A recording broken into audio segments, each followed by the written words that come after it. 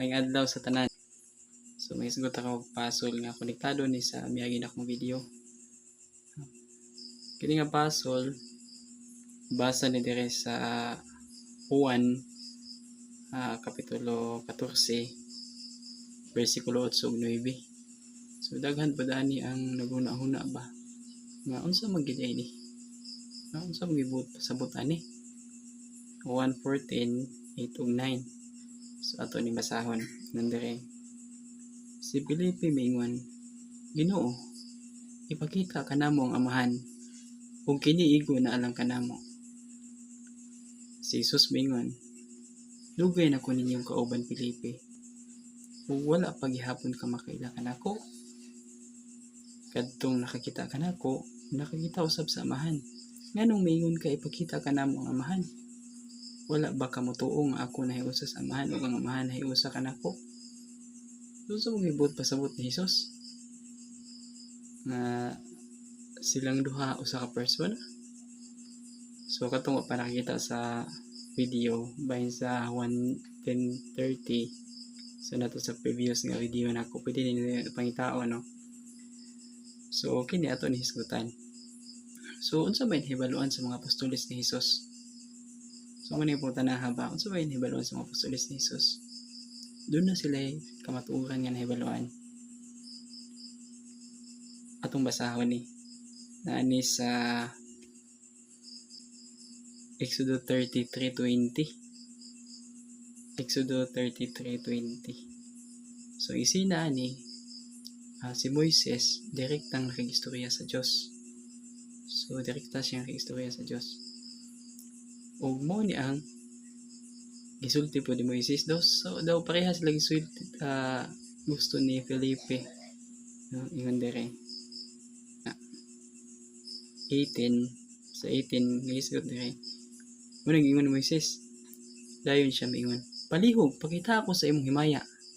In English ni siya please show me your glory. So nasabtan ni dayon sa Dios nga gusto ni Moises nga makita siya no iyang naong kuno nga mitubag siya diri sa 20 sa verse 20 apan siya midugang dili ka pwedeng makakita sa akong naong kay walay tawo nga makakita nako ug mabuhi.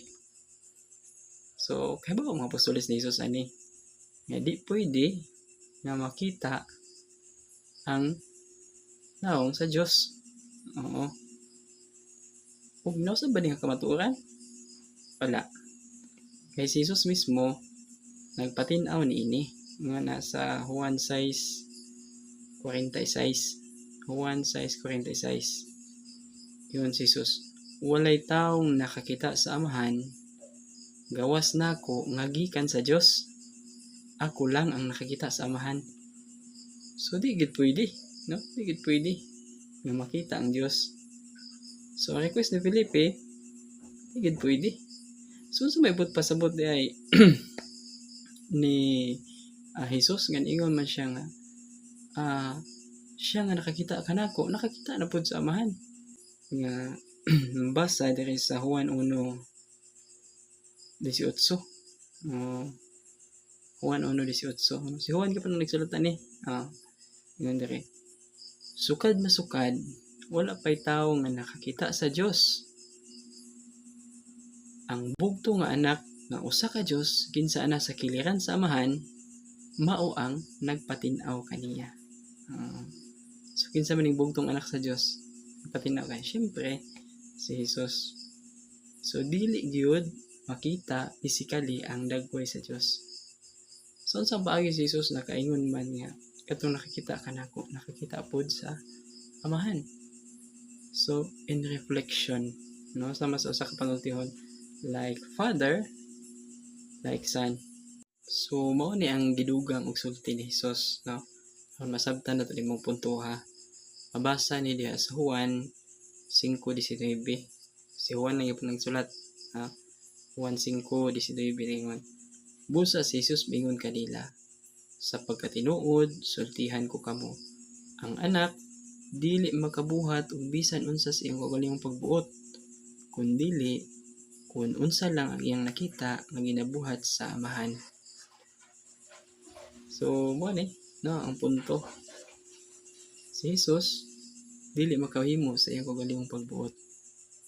Ingon niya kun unsa lang ginabuhat sa amahan, mao po na iyang mabuhat.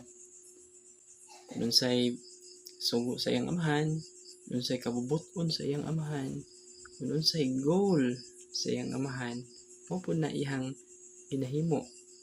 So kung unsay pagbati sa amahan, no, sa mga tawo nga makaluluoy, no, sa mga tawo nga buta, bungol, bakol, masakiton, namatyag minahal, kung unsay pagbati ana sa Dios, mao po na gibati niya.